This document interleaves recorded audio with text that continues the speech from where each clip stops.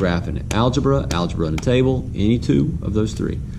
Okay, I'm going to just start making up some stuff. -2, -1, 0, 1, 2, 3 should be sufficient. It actually is sufficient. If I plug a -2 right there, I get a 3. If I plug a -1 right there, I get a 6.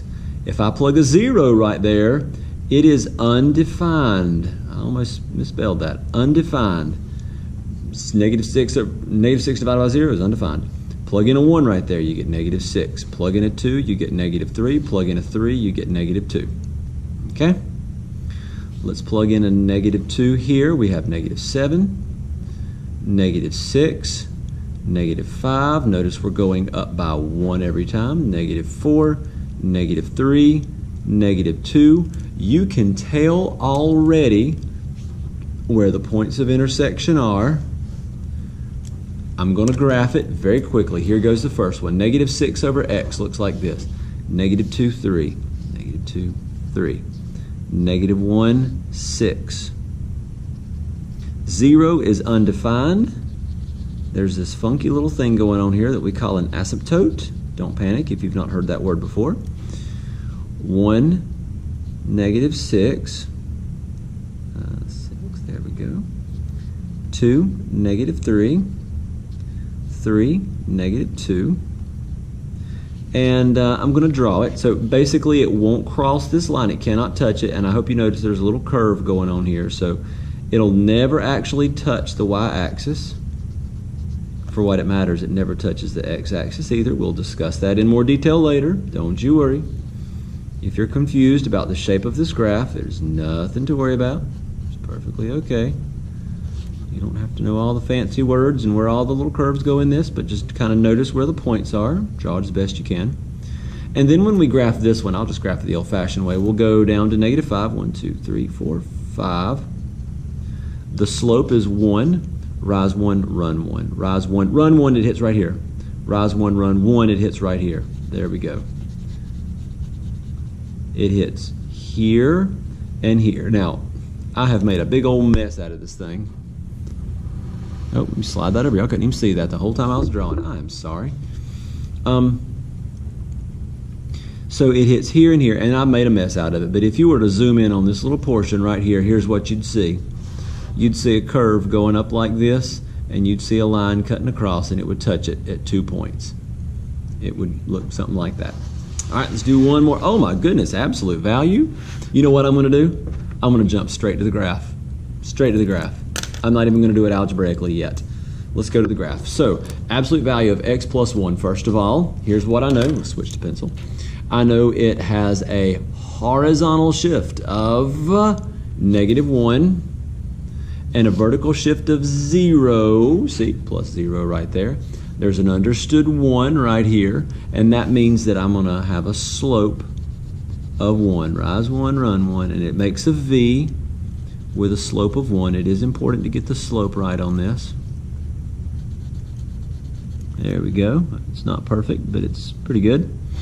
All right, let's graph this one. It starts at 2, 1, 2. The slope is 1/2, so I will rise 1 and run 2. Oh my goodness, it hit the graph right there. See that one? And I could go down 1 and back 2. Hope you see what's going on. Well, if I'd slide it over to where you could see, you could. I'm sorry. My little screen monitor on my camera keeps cutting off. I have to tap it to keep it on. And I thought, y'all can see it. I'm sorry. Anyway, this is what it looks like. I've made a mess out of it. Again, getting all sloppy. But there's one of them. And there's one of them. And I can see it. I can see it pretty clearly. -2, 1. I'm going to write my answers. -2, 1, and 2, 3. 2, 3. There we go. Those are my answers. I'm going to go algebraic. Let's take up some space over here and do this algebraically. So let's slide over. Pause it if you need to see that graph again. And if this equals y and this equals y, they must equal each other. So the absolute value of x plus 1 equals 1/2 x plus 2. Oh my goodness, does that look familiar? I sure hope so. If absolute value equals something that's not negative, well, as far as we know it's not negative, then I will set this equal to that. And I'll also set this equal to the opposite of that. So let's change every sign over here. So we'll go x plus 1 equals, change your signs, and we'll solve it. So I'm going to subtract 1/2 x, subtract 1/2 x, and that gives me 1 minus 1/2 is 1/2 x. Let's subtract 1, cancel, cancel, subtract 1, and that gives me 1 here. 1/2 of something gives me 1. Half of what is 1? Well, I believe the answer is 2. Oh, fantastic. Fantastic. Okay, let's actually add 1/2 here. 1/2 x cancels those. We'll subtract 1 here and subtract 1 here. Cancel those. 1 plus 1/2 is 1 1/2. Negative 2 minus 1 is negative 3.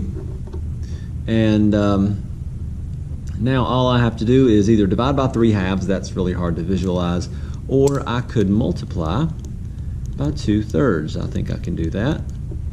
Multiply by the reciprocal, does the same thing. So we have x equals, cancel, cancel, negative 2. So 2 is a solution for x, and negative 2 is a solution.